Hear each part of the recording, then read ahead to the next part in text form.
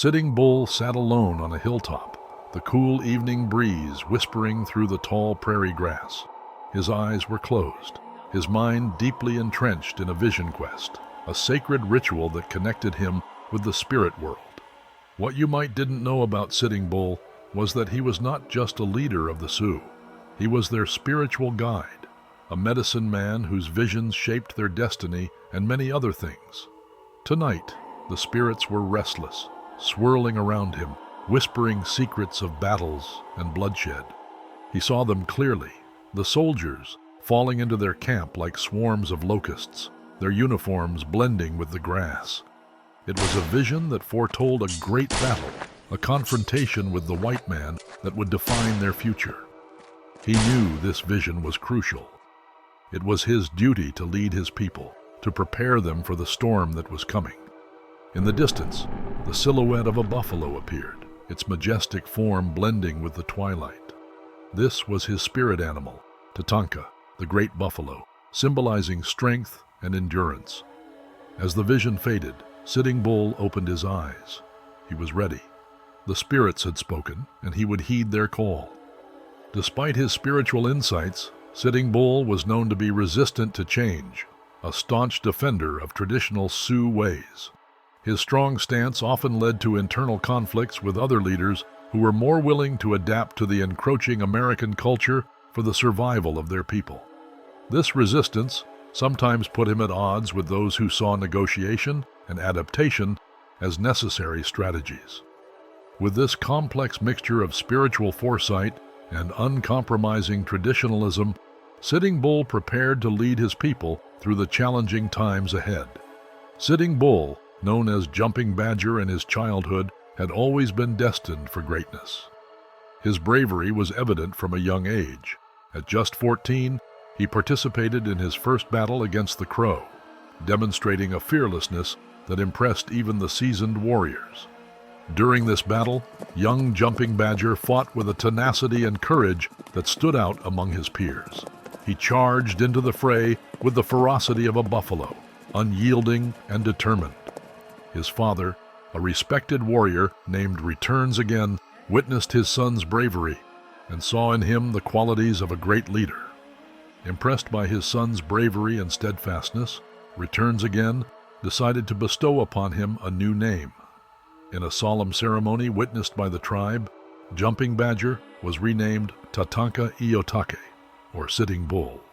This name symbolized the bull buffalo sitting defiantly on its haunches, representing a figure of resilience and strength. It was a name that would become synonymous with unyielding resistance and leadership. As he grew older, his reputation as a fierce warrior and a wise leader spread among the Sioux. His vision quests and spiritual insights guided his decisions, earning him respect and reverence. He united the Sioux tribes, understanding that their strength lay in their unity. He was not just a war leader. He was a diplomat, forging alliances with other tribes to resist the encroaching threat of the white man. The year was 1864, and the U.S. Army was relentless in its campaigns against the Sioux. Sitting Bull and his warriors faced them at Killdeer Mountain, a battle that tested their resolve and unity. The air was thick with the smell of gunpowder, the sounds of war cries and gunfire echoing through the valley. Sitting Bull stood at the forefront, his presence a beacon of hope and strength for his warriors. The battle raged on, each side fighting fiercely. The Sioux, under Sitting Bull's strategic command, used the terrain to their advantage, launching surprise attacks and retreating into the hills. The U.S. Army, though larger and better equipped, found themselves struggling against the guerrilla tactics of the Sioux. Join our tribe and hit subscribe. Don't miss out on the wisdom and epic Native American stories. Now let's continue. As the sun set, the battlefield was littered with the fallen. The Sioux had suffered losses, but their spirit remained unbroken. Sitting Bull knew that this was just one of many battles to come. He gathered his warriors, his voice strong and unwavering, reminding them of their duty to protect their land and people.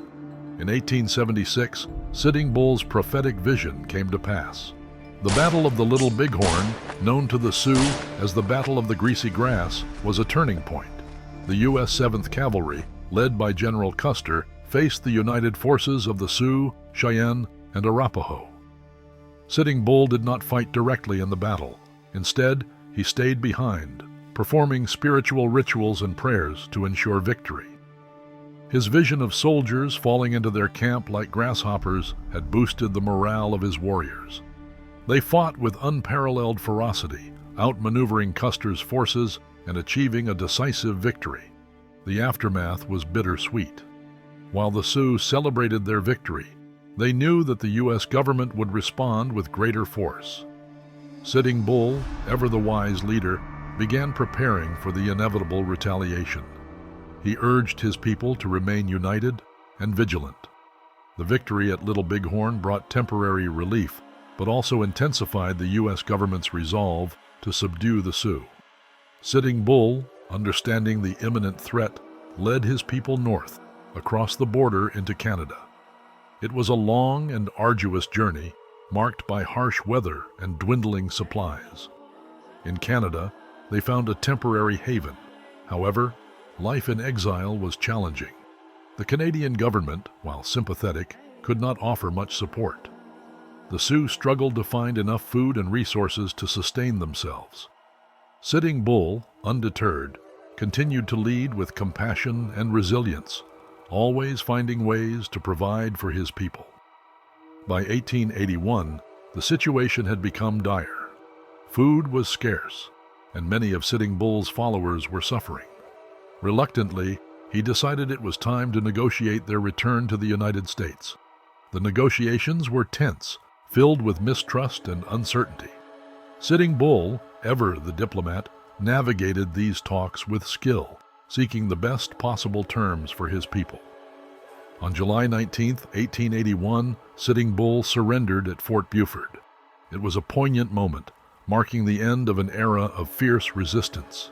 He stood tall and dignified, his spirit unbroken, even as he laid down his rifle. His surrender symbolized not defeat, but a strategic decision to ensure the survival of his people. In the years that followed, Sitting Bull's life took an unexpected turn. He joined Buffalo Bill's Wild West show, where he performed as part of a reenactment of the Battle of the Little Bighorn. It was a stark contrast to his warrior past, but Sitting Bull saw it as an opportunity. He insisted on being paid $50 a week, a significant sum that he used to support his people. During his time with the show, Sitting Bull's charisma and presence captivated audiences. He signed autographs and drew pictures, showcasing his artistic talents. He used these interactions to educate people about the Sioux culture and their struggles, bridging the gap between two very different worlds. In the late 1880s, a new movement began to spread among the Plains Indians: the ghost dance. This spiritual movement promised the return of the buffalo and the disappearance of the white man, a return to their traditional way of life. Sitting Bull, while cautious, supported the movement, seeing it as a symbol of hope for his people. The U.S. government viewed the ghost dance with suspicion and fear. The movement spread rapidly across various tribes, each adopting its own interpretation of its significance. For many Native Americans, the ghost dance represented a spiritual revival and a desperate hope for the restoration of their lands and way of life. The sight of large gatherings of Native Americans dancing in trance-like states and donning ghost shirts believed to be bulletproof was unsettling to the authorities. As the ghost dance gained momentum, reports and rumors fueled paranoia among the white settlers and government officials.